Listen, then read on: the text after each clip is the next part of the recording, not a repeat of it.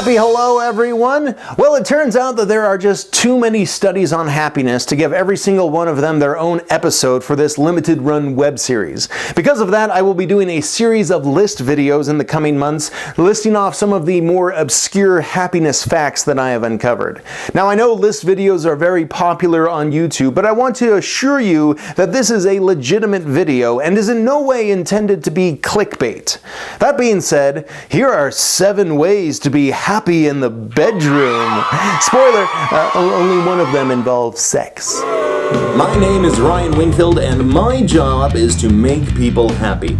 After years of doing stand-up comedy, I've devoted an entire year to the study of happiness. Join me each week right here on a Road Comics Road to Happiness. Keep a gratitude journal. It doesn't have to be a Dear Diary sort of thing, but rather just write down 1 to 3 things at the end of the day that went well and the reasons for them. They don't have to be huge things either, like your kid saying daddy for the first time, or your wife finally agreeing to that thing you've been asking her about. Even something as simple as hitting all green lights on my way home can help remind you to be grateful and improve your mood. A study from the University of Pennsylvania had 600 people do this for 6 months and found that it improved their happiness and decreased depressive symptoms. Wow. Make your bed. Not to sound like your mother, but you really should get in the habit of making your bed when you wake up in the morning. Having a cluttered living space has been proven to make you less happy, and the author of The Happiness Project, Gretchen Rubin, claims that making your bed is one of the easiest ways to cultivate a sense of order. Plus, for you single guys who bring home dates, it really improves the chances of her spending the night. Leave your iPad in the living room. I'm really bad at this one myself. It turns out that our love of screen time has some side effects, aside from eye cancer.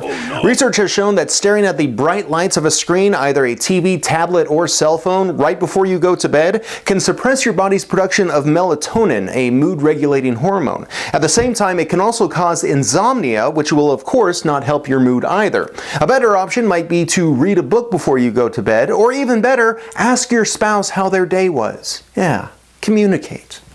Stretch when you wake up. Some early morning yoga would probably help improve your mood, but before you even get out of the bed, try doing a power stretch. It's that big stretch that you always see people doing in commercials or in romantic comedies. A psychology professor who studied how posture can affect the mood says that people who wake up like this are, quote, super happy, like annoyingly happy. Sleeping on the left-hand side of the bed. It turns out there is such a thing as waking up on the wrong side of the bed.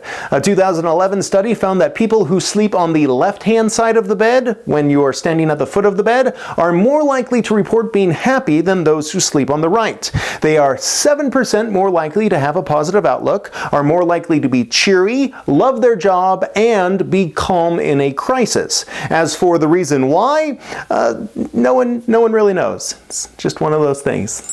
Sleep naked. That's right, ladies, here's a reason to get rid of that baggy t-shirt. Aside from evidence that sleeping naked will help you sleep better at night, there is also evidence that it will help regulate your body temperature better and reduce the stress hormone cortisol. Aside from that, it also encourages taking showers at night, which means you get to sleep in longer in the morning, and best of all, it improves the chances of you and your partner getting busy. Which brings us to our number 1 tip for happiness in the bedroom.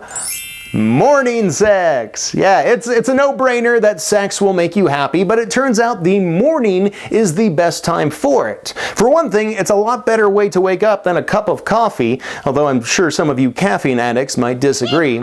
Instead, your body gets a boost of that feel-good hormone oxytocin at a higher level than if you had sex at night. In addition to that, men's testosterone levels are at our highest in the morning, which means that we are at our best, albeit with the side effect of morning breath.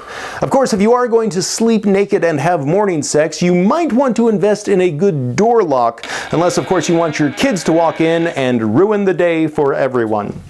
That's all for this edition of A Road Comics Road to Happiness. Thank you so much for watching. Don't forget to subscribe, leave any happy comments below. Next week, does your wife work?